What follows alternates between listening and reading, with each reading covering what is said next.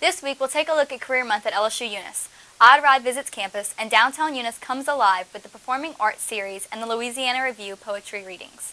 There is coffee and Cajun music in the Community Education Building on the first Friday of each month. I'm Darian, and welcome to This Week at LSU Eunice for March 1st.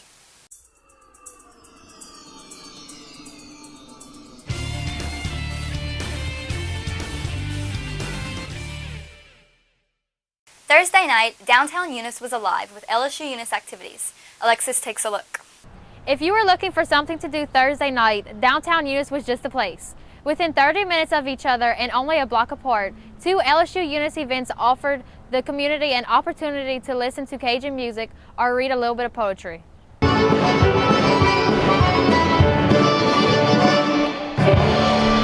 shining arena for the gladiators of nature. The man's light tackle rod was bent nearly in two, and he tried to reel in the fish without horsing it. The Savoy family band took to the stage at the Liberty Center as the final event in their 2012-2013 season. This year, the series brought riverboat John Ferguson and pianist Kate Clem to campus.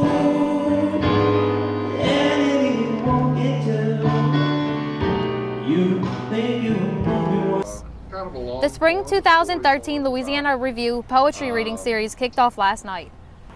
There are two more poetry reading events scheduled, one in March and one in April. The Performing Arts Series will start their new series in the fall. The LSU System continues to work toward 2015, a process for the reorganization of the LSU System. This week, several subcommittees met. On Wednesday, the Commercialization and Tech Transfer Task Force group met in Shreveport, and on Thursday, the Research and Discovery and Academic Subcommittees of the Transition Advisory Team met in Baton Rouge. The subcommittees discussed areas of focus and key priorities and began mapping out work plans by topic areas. They will gather information and craft recommendations that will be presented on the Transition Advisory Team and ultimately the LSU Board of Supervisors. I'm matter of fact, I don't know what to do. Nobody's going to like me because I'm 282. Nobody's going to dig me if I'm big in the waist. And Slam poet Odd Rod performed at a Campus Activities Board event. Rod entertains students with his unique style of spoken word. He speaks at college campuses across the country, delivering his message. My overall message is perseverance. I made it through a lot. With my background, I had a very, very dark past, and I turned it into a bright future. So, choosing college campuses, I guess it became easy because I was in college myself, and I was still going through those struggles. And for me, poetry pretty much saved me while I was in college. It kind of gave me a stable head. And I had a lot of thoughts while I was there on the campus, and I saw things that I felt like I needed when I was there. If I was available to me in college then, it probably would have helped. So now when I go back, I pretty much give to students what I feel like I needed. The Campus Activities Board, Pi Theta Kappa, the Student Government Association, and the Culturally Diverse Student Alliance, formerly the African American Student Alliance, is just a few dollars away from their fundraising goal to attend a national conference in Atlanta. We are close. We're 95% paid. We have $76 left to raise. The students have been raising money since early January.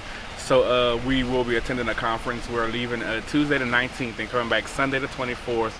And while at the conference, we're going to be attending some educational sessions. Dr. Jackson and I, we plan on giving an education session ourselves on tobacco awareness on college campuses.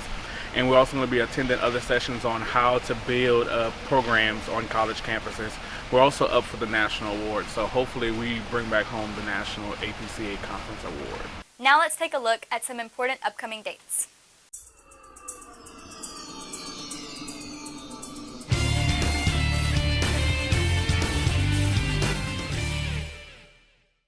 Career Month finished this week with two separate career days. The month started with a fashion show that featured students, faculty, and staff. The show demonstrated what to wear to job interviews. An Allied Health Career Expo and a Career Day highlighting careers in education, criminal justice, and business were held this week. The job fair gives the students opportunity to see what venues in their particular field are out there, what the salary ranges are, what the different benefits are. A lot of the agencies only require a GED, but most of the agencies tie promotion to education. Those that get the most education typically move up the ladder and move up the ladder the fastest and make the most money in the field. They're also not limited to the local jobs.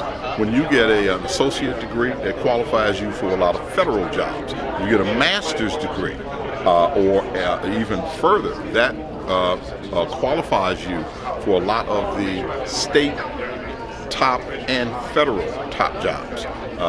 We have an array of jobs, we have an array of representation, but this will give you the hands-on exposure to do a comparative analysis between the agencies to see which one comes closest to your long-range goals and needs. Now let's take a look at sports. After a 10-day stretch without playing because of weather issues, the Lady Bengals softball team finally got back on the field and pushed their win streak to 13 games. The girls beat Pearl River Community College 6-0 and 7-4 in games Tuesday. Softball is now 18-2 on the season and 12-0 at home.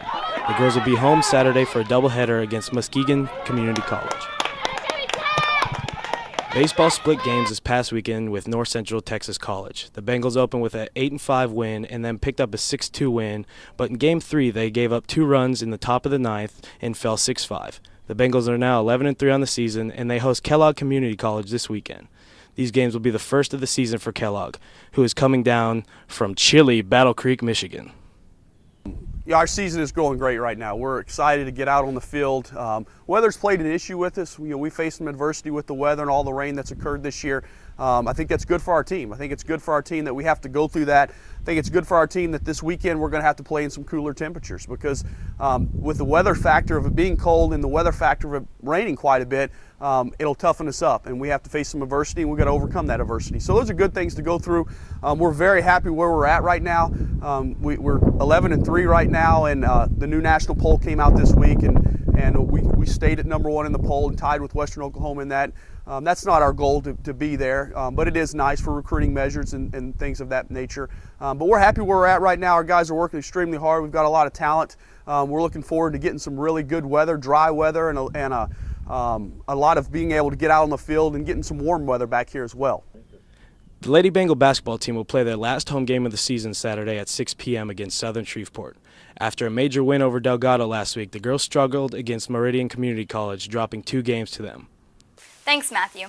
The Cajun Prairie chapter of the Osher Lifelong Learning Institute at LSU hosts the coffee and jam sessions of the first Friday of every month in the Community Education Building.